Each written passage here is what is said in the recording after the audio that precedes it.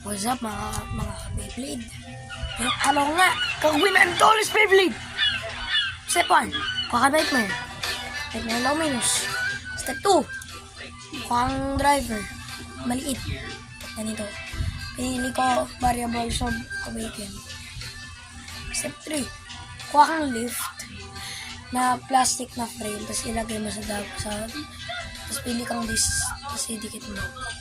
Step 2, ilalagay mo yung dito. Ilagay mo siya dito. Tingnan mo. Sinilak mo.